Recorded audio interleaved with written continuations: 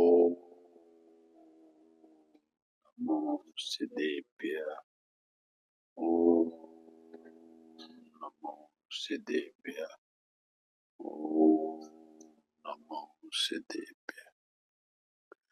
मंगलमय मंगलकरण वीतराग विज्ञान नमो ताई जाते भय अरहंतादिमा करि मंगल करियो महा ग्रंथ करण के का जाते मिले समाज सब पावे निज पधरा।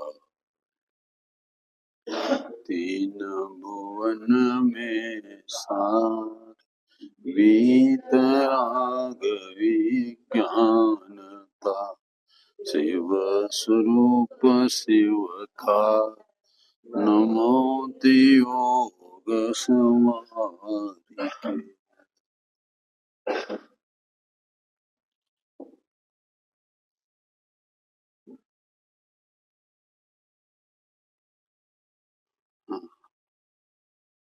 सरडाला नाम का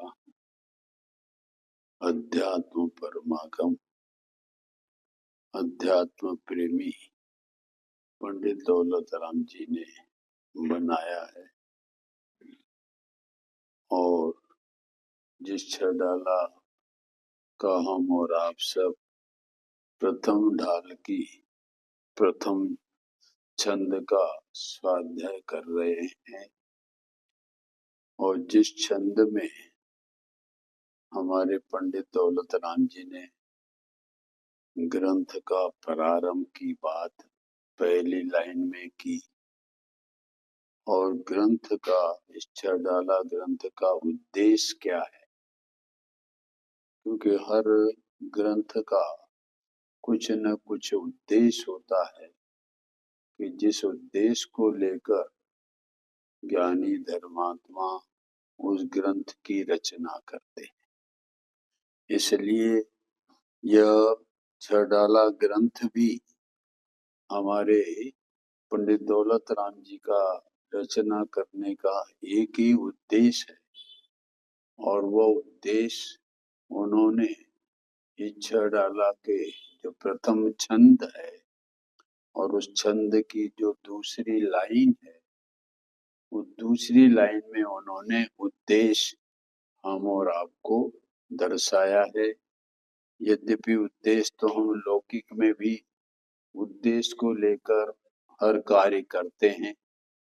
बालक भी अपने जीवन का एक उद्देश्य बना लेता है कि मुझे डॉक्टर बनना है, कि इंजीनियर बनना है, कि बैरिस्टर बनना है, कि वह भी अपना उद्देश्य बनाकर फिर आगे बढ़ता है। ऐसे यहाँ पर भी हमारे ज्ञानी धर्मात्मा पंडित दौलत राम जी भी हम और आपको इस ग्रंथ की रचना का उद्देश्य वह हम और आपके सामने दूसरी लाइन में प्रस्तुत कर रहे हैं। वो दूसरी लाइन हम और आप सब एक सामूहिक रूप से पढ़ते हैं, और हम जानना चाहते हैं कि वह इस ग्रंथ का उद्देश्य क्या प्रस्तुत करना चाहते हैं। फिर उसका हम और आप सब मर्म समझेंगे। सभी एक साथ पढ़ें।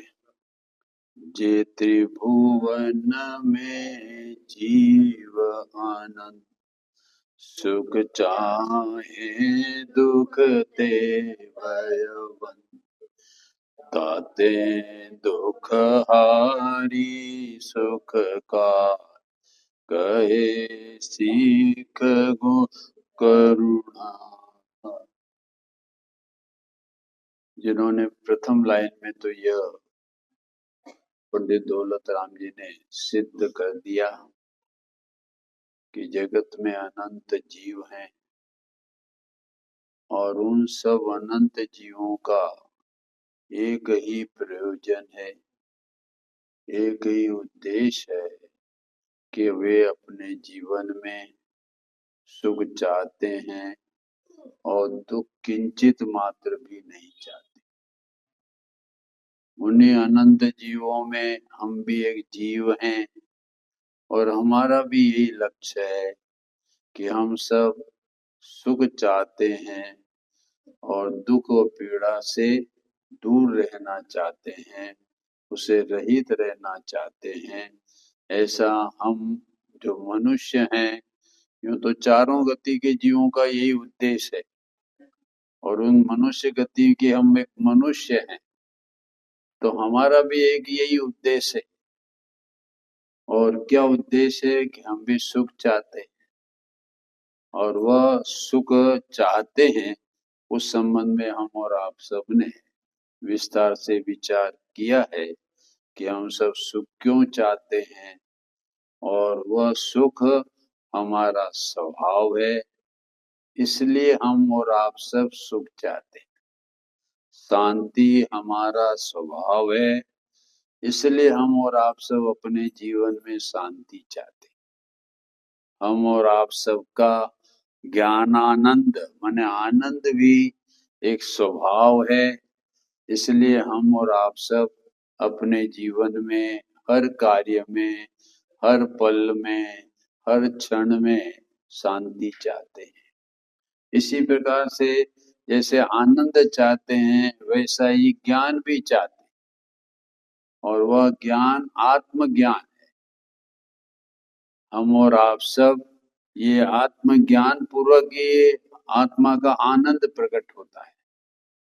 इसलिए हम और आप सब का जो उद्देश्य है, ध्येय है, वह आनंद प्राप्त करने का, उसका एकमात्र कारण यह है कि हम वह आनंद स्वभावी हैं, शांति स्वभावी हैं और वह शांति स्वभावी होने से हम हर पल हमारे जितने भी कार्य होते हैं, उन सब कार्यों में हम शांति चाहते हैं।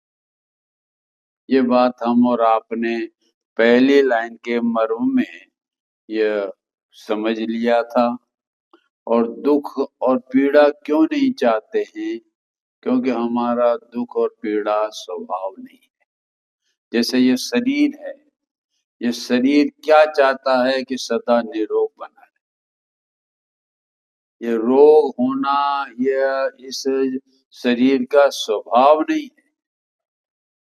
शरीर के संबंध में हमारा यही प्रयोजन है ना कि हमारा शरीर एकदम निरोग, बलिष्ठ बना रहे, सुंदर बना रहे और वह बराबर निरोग बनकर उसका जीवन व्यतीत करता रहे। ऐसा हमारा शरीर संबंधी हमारा भाव है। हमारे जीवन में शरीर में रोग आता है तो वह रोग हम नहीं चाहते।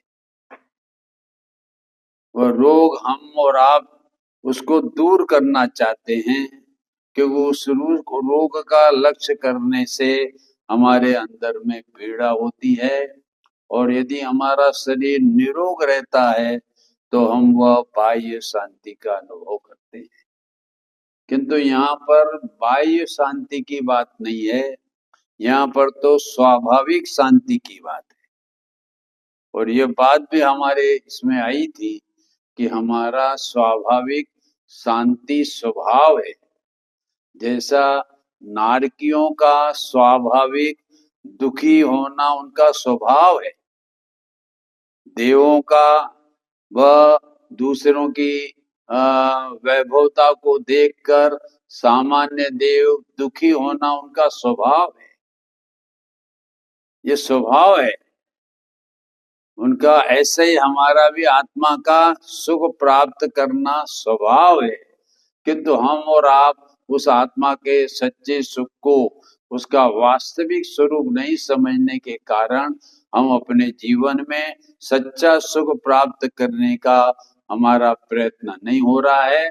और नहीं होने से हमारे जीवन में हम और आप सब ने इंद्रिय जनित सुखों को ही और मानसिक जनित सुखों को ही उसमें हम और आप सब वह उसमें हम सब शांत हो गए हैं, उसको ही अपना सच्चा सुख मान लिए लिए हुए हैं, और उससे हम आगे बढ़ ही नहीं रहे। ये छह डाला हमें कहती है कि वो वास्तव में सुख ही नहीं है, इंद्रियजन्य सुख और मानसिक सुख सुख ही नहीं है। सुख तो आत्मोजन्य, आत्मा से उत्पन्न होने वाला जो सुख होता है वही सच्चा सुख है। कसाय के अभाव में जो सुख होता है वही सच्चा सुख है। इसलिए हम और आप सब इस बात को, ये छह डाला हमको ये प्रेरित कर रहे हैं, हमको जगा रही है। हम मोह नींद में सोए हुए हैं और इंद्रिय जनित और मानसिक जनित में सुख माने बैठे हैं। हमको वह मोह से जगाकर, मोह की नींद से जगाकर हम और आपको जागृत कर रही है। जागो जागो जागो, तुम्हारा स्वभाव सुख स्वभावी है, और उस सुख स्वभावी आत्मा का आश्रय लोगे तो तुम्हारी परिणति में सुख और शांति की परिणति परिणमने लग जाएगी, और आपका जीवन शांतिमय व्यतीत होने लगेगा।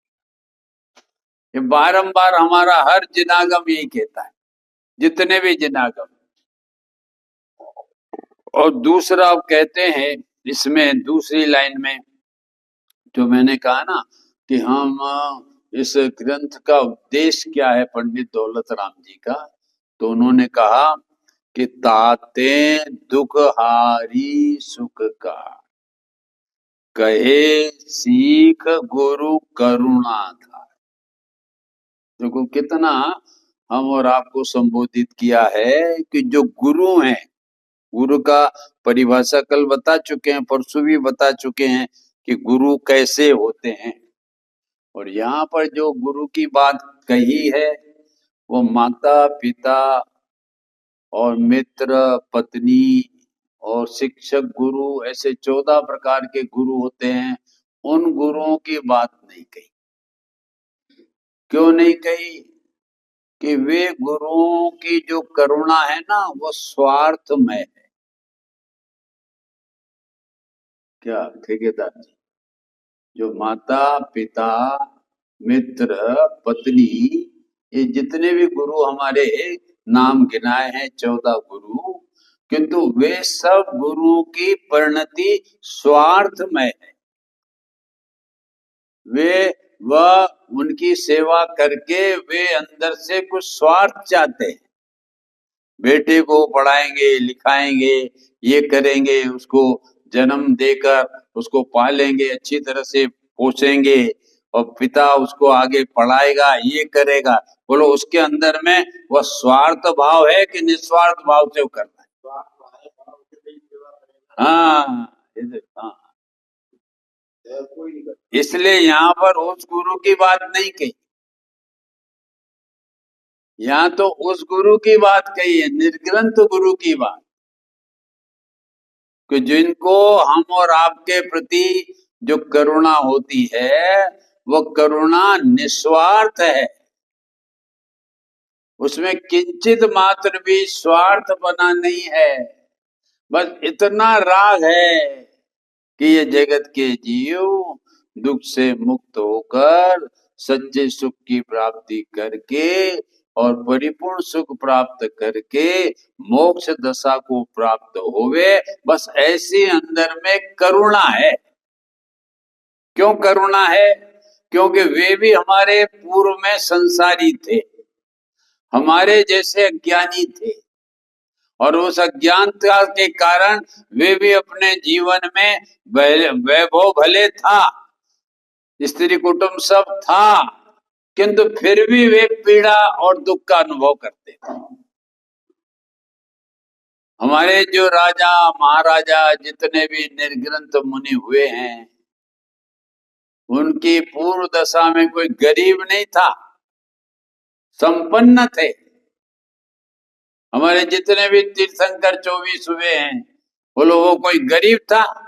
संपन्न था, सब प्रकार का वैभव था, किंतु उन्होंने ये समझा था कि इन वैभव की तरफ मेरा उपयोग जाएगा तो मेरी अंतर की शांति जल जाएगी। जब उन तीर्थंकरों को जगत से वैराग्य होता है, जगत से वे विरक्त होना चाहते हैं, और उस विरक्त होने के लिए वे सभी परिवार के लोगों से आज्ञा लेते हैं। एक ऐसा नियम है, आज्ञा लेंगे, बिना आज्ञा के लिए सीधे नहीं चले जाएंगे। माता पिता होंगे तो उनसे आज्ञा लेंगे, माँ अब मेरा मन इस संसार में नहीं छोड़ता,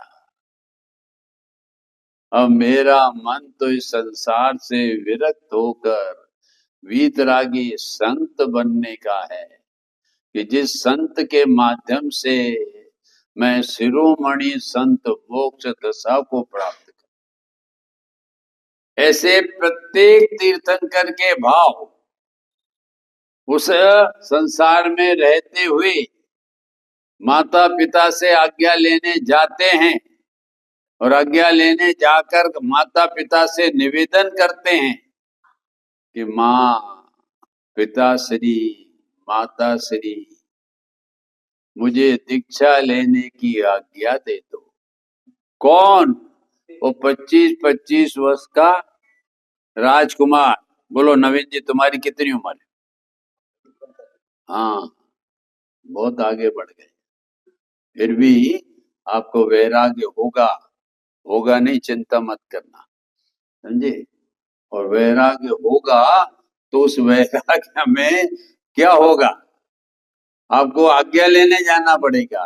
माता पिता जो आपके प्रति राग रखते हैं, मोह रखते हैं, उनसे आज्ञा लेने जाना पड़ता है। यहाँ तक कि वे सब अपनी जो रानियां है, पद्मनी जैसी रानियां है, अपने ये औदारिक शरीर वाली नहीं, पद्मनी जैसी रानियां, क्या भाई साहब, उन राजकुमारों की, उन तीर्थंकरों की पद्मनी जैसी रानियां, और उन रानियों के पास भी वह राजकुमार हमारा जाता है और कहता है, हे शरीर की रमाने वालियों, अब मेरा शरीर से ही राग टूट चुका है, अभी जगत में ऐसी कोई रानी नहीं है जो मुझे पुनः इस राग के लिए वह मुझे उत्तेजित कर सके। और मेरा राग टूट चुका है, और मैं अब उस कन्या से लग्न करने जा रहा हूं, कि जिस कन्या को, जिस राजकुमारी को अपनाऊंगा तो वह भी वह विधवा नहीं होगी और मैं भी विधुर नहीं होगा। ऐसी मोक्ष रूपी कन्या। ये अंतर में वो राजकुमारों का नाभि से स्वर वैराग का उठता है, जिनको संसार एक क्षण भी अच्छा नहीं लगता है। हाँ, सबसे बंधुओं से, हे शरीर के बंधु, अब मेरा इस शरीर से राग टूट चुका है, अब उसके तुम बंधु है, इसलिए आपसे भी मेरा राग टूट चुका है। अब तो मैं अनादि का जो हमारे अनंत गुण मेरे बंधु हैं, उनका संग करने के लिए मैं वन में जा रहा हूं। ऐसा वैराग्य देखो तो सही, आप पुराण पढ़ो ना, तो आपका हृदय भी कठोर से कठोर पिघल कर यह एक बार तो बोल देगा कि नहीं, अब संसार नहीं चाहिए, इसे विरक्ति चाहिए। इतना वैराग्य की बातें जो अपने जिनागम में हम और आपने सुन रखी है, जम्बू कुमार का वैराग सुन रखा कि नहीं, अभय कुमार का वैराग, ऐसे सब सुन रखे हैं। इनके वैराग कैसे, सारी रानियां बैठी है, फिर भी अंतर का परिणाम जो नाभि से उठा है वैराग्य का, वो पद्मनी जैसी रानियां है, लुभा रही है, तो भी अंतर का कोना भी उनके प्रति राग उत्पन्न नहीं होता। और तो और हमारी ये देवियां, जैसे सीता जी देवी, हमारे रामचंद्र जी मुनिराज हुए, और उनको लुभाने के लिए वह प्रतीन्द्र बनी थी और वह अपनी देवी का रूप लेकर वो मुनिराज रामचंद्र जी को लुभाने के लिए जाती। किंतु रामचंद्र जी को तो अपने शुद्धात्म तत्व का रस लगा था। उसकी नीलता में उन्हें अतीन्द्रिय आनंद के घुटड़े वो पी रहे थे। अमृत उनकी वाणी में बरस रहा था। तो वह इस अमृत रूपी वाणी उनके अंदर में बरस रहा था। तो वह ये इंद्राणियों के नृत्य और ये नटखट देखकर कोई वह रंग राग उन पर चढ़ता नहीं था। ऐसा अंतर का वैराग्य उठता है और वो उठे बिना आप संसार से विरक्त नहीं हो सकते। संसार से विरक्त होने के लिए ये स्त्री कुटुंब को छोड़ना वैराग्य नहीं है। ये तो छूटे छुटाए हैं। इनके प्रति का जो राग है, उस राग से विरक्ति का भाव होना वह वैराग्य है। स्त्री को तो छोड़ना तो वो तो हमारे बहुतों ने छोड़ दिया है, फिर भी जीवन वैराग में नहीं बना है।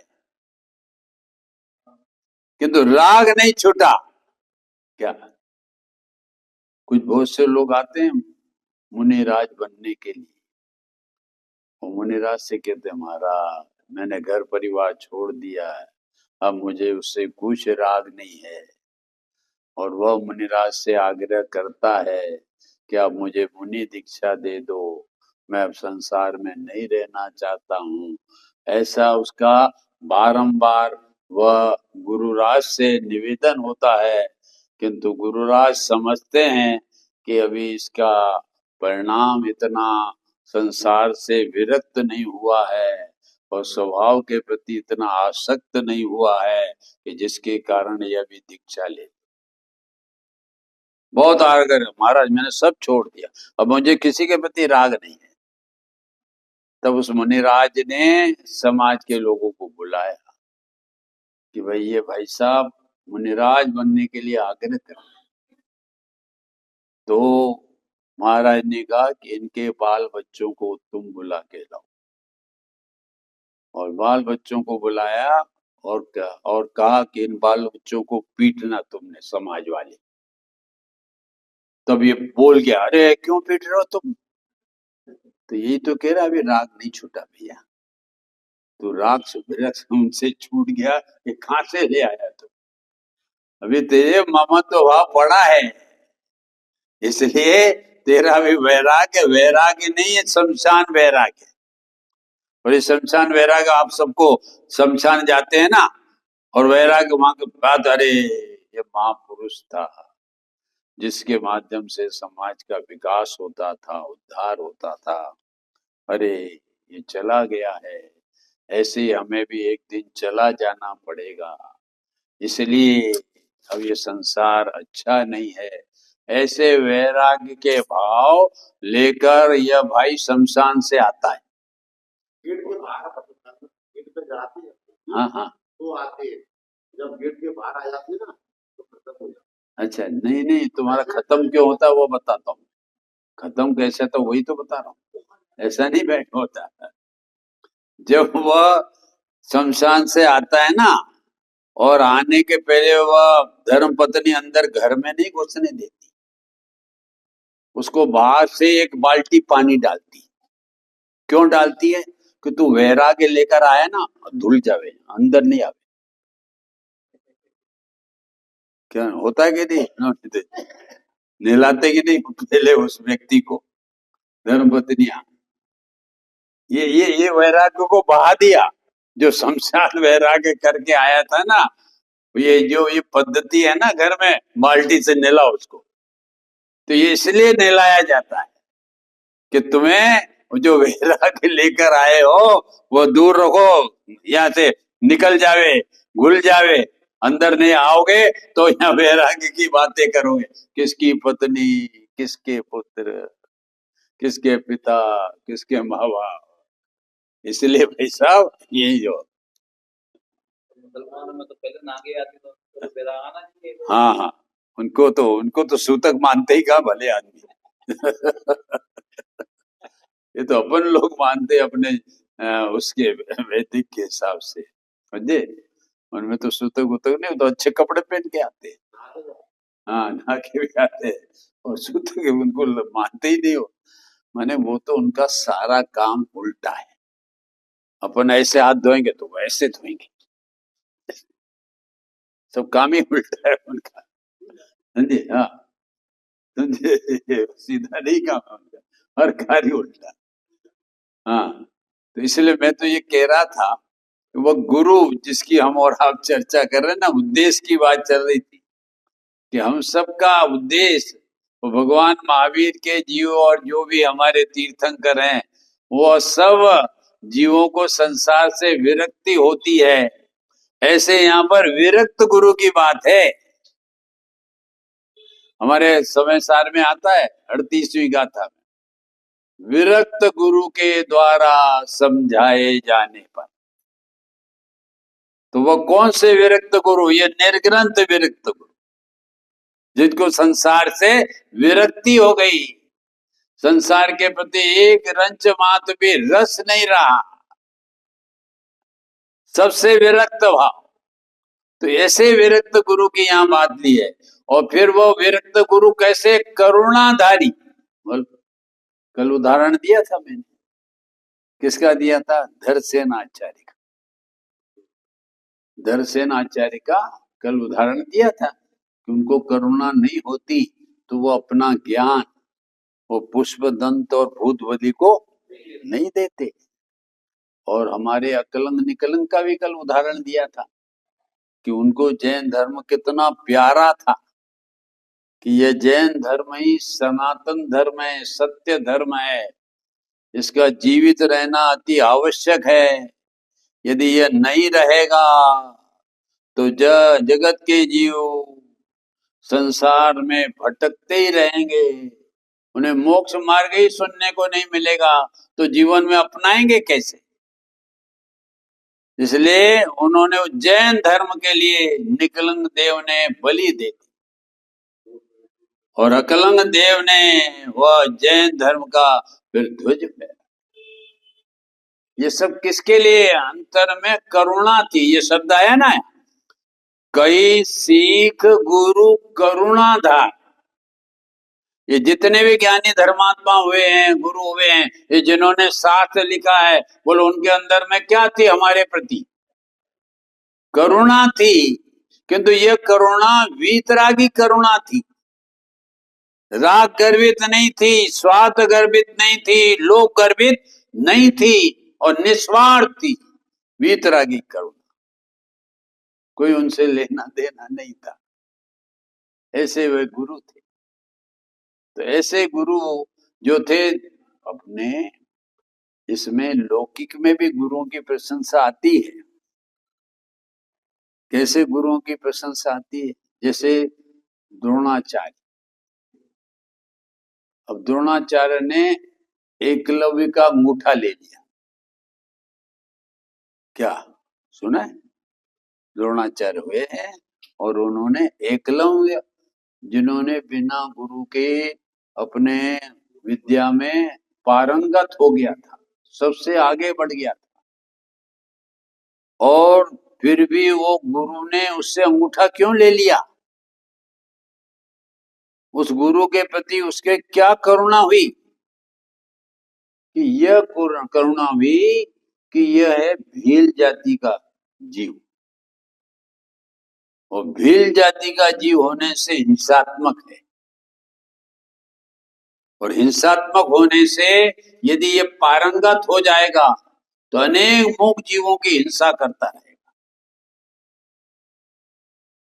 ऐसे उनके अंदर में करुणा आई। अन्य जीवों की तो हिंसा करेगा, किंतु मूक मांसाहारी था, और उस मांसाहारी के कारण और ये मूक जीवों की हिंसा का वह करेगा। इसलिए उन्होंने ये सोचा कि यदि मूक जीवों की हिंसा करेगा तो यह जीव दुर्गति में चला जाएगा। इसलिए वो एकलव्य के प्रति वो द्रोणाचार्य को ये दुर्गति में न जावे, इसके लिए उसका अंगूठा ले लिया। और अंगूठा लेने का कोई उनका मतलब नहीं था कि ये हिंसा में फिर यह स्वतंत्र हो जाएगा, जिसको इसको मार देगा। इसलिए उसको हिंसा से दूर करने के लिए और दुर्गति से बचाने के लिए ये गुरु, वो द्रोणाचार्य गुरु ने वो एकलव्य का अंगूठा इसलिए लिया। ये उनके अंदर में करुणा थी, दूसरे जीवों की, मूक जीवों की हिंसा ये करेगा, इसलिए इसका अंगूठा लिया जावे, जिससे ये तीर ही नहीं चला पाएगा। और तीर नहीं चलाएगा तो वह होगा। तो इसलिए ये करुणा होती है। इसलिए यहाँ पर एक करुणा शब्द का प्रयोग किया। दूसरा एक करुणा का उदाहरण मैं देता हूं अपने गुरुओं का, कि भद्रभाव स्वामी थे और जिनके 24,000 शिष्य थे, और 24,000 उनके शिष्य थे, गुजरात में थे। और गुजरात में 24,000 शिष्य होने से एक बार वे आहार के लिए नगर में गए, और नगर में जाकर एक श्रावक के घर पर नवदा भक्ति पूर्वक उनके पड़घान हुआ, और पड़घान होकर उनको वह नवदा भक्ति पूर्वक आहार के लिए वह अंदर चौके में पहुंचे। और वे आहार लेने के लिए तैयार रहे, और इतने में वहां पर जो बच्चा था झूले में, एक बच्चा था, वो बच्चा रोने लगा। और ये बात नक्की है कि मुनिराज कहीं पर भी रोना हो, अग्नि हो, तो उसको वो अंतराय समझते हैं, और फिर आहार का जो राग उठा है उसका त्याग कर देते हैं, और फिर वे अपने निवास पर आ जाते हैं। जब उन्होंने देखा ये बालक रो रहा है, तो वह निमित्त ज्ञानी थे, भद्रभाव स्वामी, और निमित्त ज्ञानी थे, तो उन्होंने वह जान लिया कि ये बालक कह रहा है कि महाराज तुम यहाँ मत रुको गुजरात में, यहाँ पर 12 वर्ष का दुष्काल पड़ने वाला है, समझे? वो 12 वर्ष का दुष्काल पड़ने वाला है, इसलिए तुम यहाँ से निकल जाओ। और उन्होंने ये निश्चित संग से कर लिया कि अपने को यहाँ रहना नहीं है, क्योंकि 12 वर्ष का दुष्काल, 1 साल नहीं, 2 साल नहीं, 3 साल नहीं, 12 वर्ष का। और 12 वर्ष का दुष्काल सुनकर भद्रभाव ने अपने निमित्त ज्ञान से जान लिया, और जानकर उन्होंने संग में निश्चित कर लिया कि अपना यहाँ से हम और आप विहार करेंगे। और उसमें से 24,000 में से 12,000 शिष्य उनके साथ जाने को तैयार हुए, और 12,000 शिष्य वहीं रह गए। और वहीं रह गए, तब ये शतवर धर्म जन्मा। हाँ, 12,000 मुनिराज संत वे हमारे भद्रभाव के साथ नहीं गए, और भद्रभाव संघ का 12,000 संघ लेकर वे विहार किया। जंगलों में चलते चलते जब वहां पर भद्रभाव स्वामी की तबीयत पर थोड़ा तबीयत खराब होने लगी, और उन्होंने ये आदेश दिया कि अब मैं आगे नहीं चल पाऊंगा, क्योंकि मेरी आयुष अब थोड़े समय की है, इसलिए मैं अब यहाँ से नहीं जाऊंगा। ये आचार्य का उनको बना दिया एक को, और उनके साथ में वो संघ दक्षिण की ओर चला। किंतु जब चंद्रगुप्त वहां हमारे भद्रभाव स्वामी जब वन में रहे, तो सबको आदेश दिए तुम सब जाओ। जैसे धरसेन आचार्य ने पुष्पदंत और भूतबली को ज्ञान दे दिया और ज्ञान देने के बाद में उनकी सेवा के लिए उनको नहीं रखा, आज्ञा दे दी तुम दोनों यहां से चले जाओ। क्यों? कि धरसेन ने सोचा कि अब मेरी आयु कम है और आयु कम होने से और ये यहाँ रहेंगे तो थोड़ा राग होने से ये शोक का अनुभव करेंगे, इसलिए उन दोनों मुनिराजों को आदेश दिया तुम जाओ, मैं अकेला अपना समाधि का कार्य करूंगा। ऐसे भद्रभाव ने वह कार्य करने के लिए सबको आदेश दे दिया, किंतु उनका एक शिष्य था, परम शिष्य चंद्रगुप्त, और वह चंद्रगुप्त जो शिष्य था वह चंद्रगुप्त कहने का कि मैं तो गुरुराज को छोड़कर नहीं जाऊंगा, मैं तो उनके साथ ही रहूंगा। अंतिम में वो सारा संग चला गया। चंद्रगुप्त मुनिराज उनकी सेवा में रहे और सेवा में रहे। वे इतने शिथिल हो गए थे कि वे नगर में जा नहीं सकते थे आहार लेने के लिए, ये करने लिए, और उन्होंने समाधि का वह भाव अपनाया और चंद्रगुप्त उनकी सेवा में लगे रहे। और जब तक वह जीवित रहे तो चंद्रगुप्त को आहार के लिए भेजते थे कि जाओ तुम भोजन कराओ। तब जंगल में कोई श्रावक हो, कोई चौका लगाने वाला हो तो उनको आहार मिले, तो वो तो कोई जंगल में था नहीं, समझे, इसलिए वो रोज जाते, कोई मिलता नहीं, और रोज जाते और महाराज पूछते आज आहार हुआ तो वो अपनी कथा सुना देते कि नहीं हुआ महाराज, ये हुआ। दूसरे दिन गए, वहां चौका लगा था, कोई पुरुष नहीं था, महिला थी, वे वापिस आ गए। इस प्रकार से 7-8 दिन हो गए, आहार नहीं मिला। किंतु ऐसे भक्तों की रक्षा के लिए देव भी सहयोग करते हैं, उनको भी विकल्प आता है कि इस प्रकार की ये मुनिराज जाते हैं और आहार नहीं मिलता है, तो ऐसा निमित्त नैमित्तिक संबंध है, तो वह इस प्रकार की फिर व्यवस्था होने लगी। और ऐसे ऐसे हमारे चंद्रगुप्त अपने भद्रभाव की आयु वह क्षीण होती गई और फिर वहीं पर उनका स्वर्गवास हो गया, वहीं पर उनकी समाधि हुई और वहीं पर उनका वह दाह संस्कार भी हुआ। तो ये मेरा कहने का ये कथा है कि उनको करुणा थी, जो उन्होंने 12,000 लोगों को, वो तो 24,000 को ले जाते थे कि चलो यहाँ से, अब यहाँ रहने का स्थान नहीं है, अपना द्रव्य क्षेत्र काल भाव अच्छा नहीं है, इसलिए उनको वो ले गए, वो सब ले गए, पर कुछ ले गए। तो इसलिए ये कहकर मैंने को वो भद्रभाव की करुणा कितनी कि वे अपने शिष्यों को वह सुरक्षित मार्ग पर ले जाकर उनकी साधना में वे साध्य हो सके, ऐसा प्रयत्न करते हैं। इसलिए ये यहाँ पर जो करुणा शब्द आया है वो बहुत मार्मिक है और वह वीतरागी करुणा को लेकर है। और जो हमारे वीतरागी संत होते हैं वो वीतरागी करुणा को लिए होते हैं, इसलिए उनके हृदय में वह करुणा होती है कि ये शिष्य आगे बढ़े। हमको मालूम है गुरु कैसे होते हैं, नारियल की भांति। हाँ,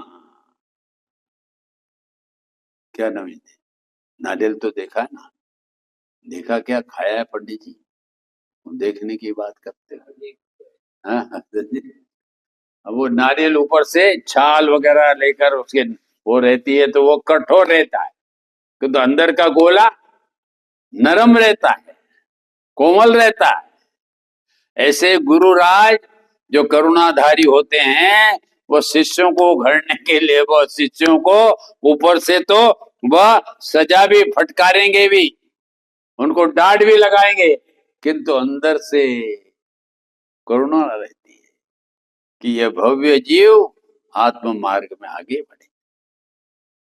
ये कुमार क्या करता है, घड़ा बनाता है तो वैसा क्या करे, और ऊपर से और नीचे से ऐसा है।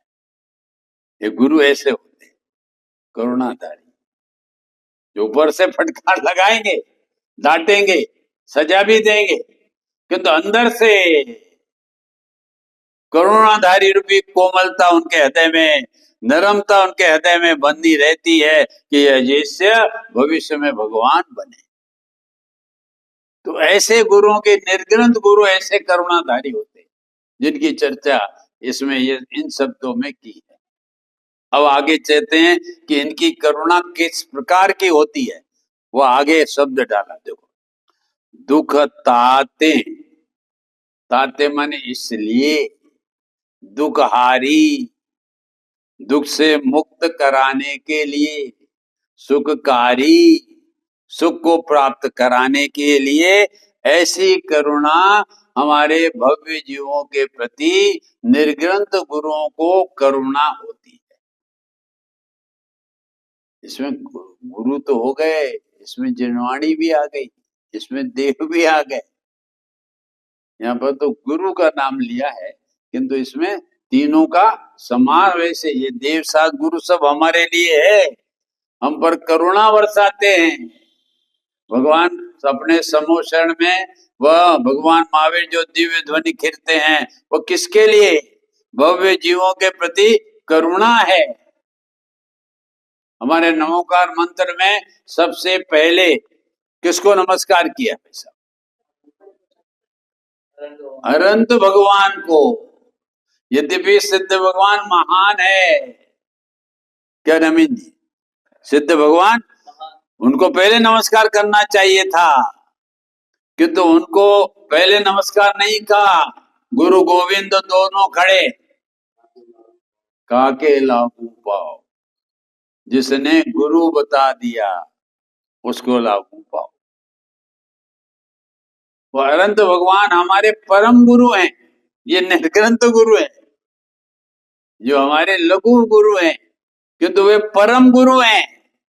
और वे अनंत तीर्थंकर भगवान परम गुरु हैं, और उनकी दिव्य ध्वनि में विश्व के सब जीवों के प्रति करुणा पूर्वक, उनकी करुणा राग वाली नहीं, वीतराग, वो वीतरागी करुणा से उनकी वाणी खिरती है, सब जीवों के, भव्य जीवों के आत्म कल्याण के।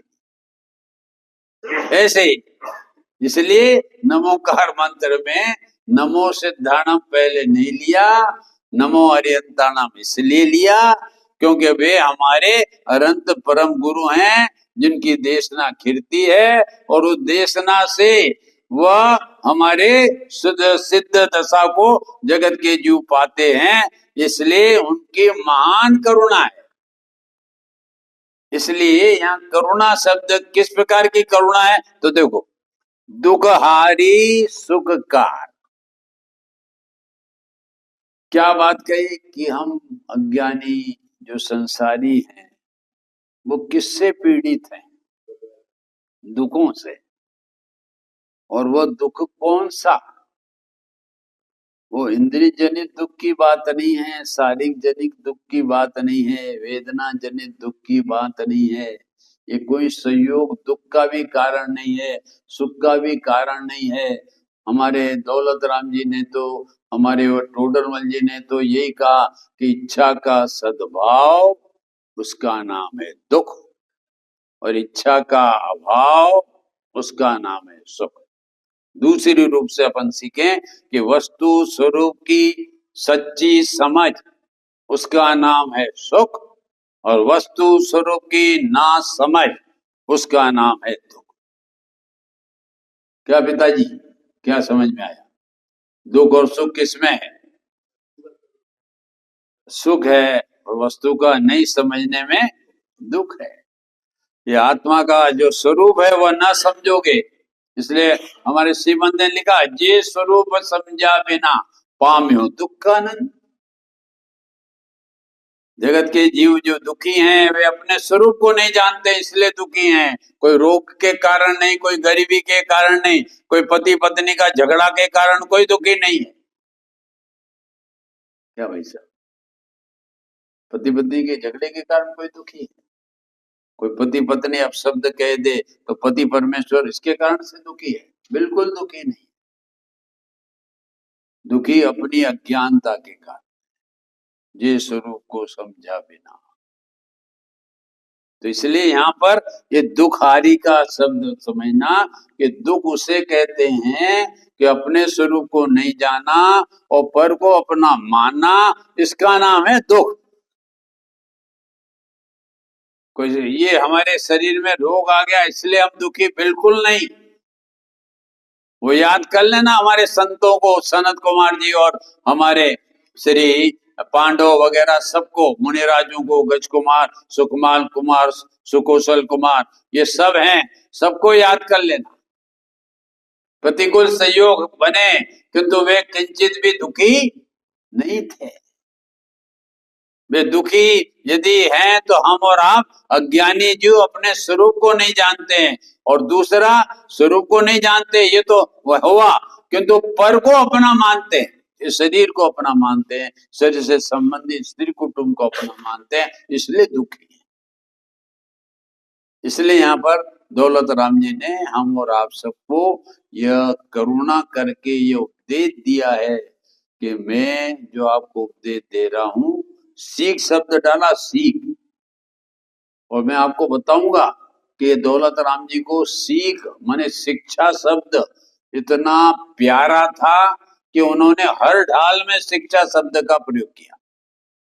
क्या नवीन जी, किस शब्द का प्रयोग किया? शिक्षा। मैंने किसका अर्थ किया? सीख। जो शब्द आया ना, सीख गुरु, वो सीख माने शिक्षा। तो दौलत राम जी ने हर ढाल के अंत में हमको शिक्षा दी है। कोई सी भी ढाल आप देख लेना, कल मैं उसका आपको प्रस्तुतिकरण करूंगा कि देखो दूसरी ढाल में क्या शिक्षा दी, अंत में तीसरी ढाल में क्या शिक्षा दी हमको, चौथी ढाल में क्या शिक्षा दी, पांचवी ढाल में हमें क्या शिक्षा दी, और छठवीं ढाल में हमें क्या शिक्षा दी। हर ढाल में दौलत राम जी ने हम और आपको शिक्षा दी कि ये कह तो रहा हूं किंतु अंतिम में ये मेरी शिक्षा है, मेरी सीख है। तो इस प्रकार से ये हम और आप सब जो 6 ढाल की प्रथम ढाल है और उसका प्रथम छंद है, उस छंद में हम और आप सबको यह बात बताई है कि जगत में जितने भी जीव हैं वे सब दुखी हैं और वे सुख चाहते हैं, और सुख इसलिए चाहते हैं कि उन सबका स्वभाव सुख स्वभावी है, इसलिए सुख चाहते हैं। उनका दुख स्वभाव नहीं है, इसलिए किंचित मात्र भी एक क्षण दुख नहीं चाहते। दूसरा ये बता दिया कि जगत के प्रति जो हमारे करुणाधारी निर्ग्रंथ गुरु हैं, उनको एकमात्र यही करुणा है कि ये जगत के भव्य जीव जो दुखी हैं, ये दुख से मुक्त होवे और सच्चे सुख को प्राप्त करके वह परम सुख जो मोक्ष दशा है उसको प्राप्त करें। यही भावना हमारे इस प्रथम छंद में पंडित दौलत राम जी ने ली।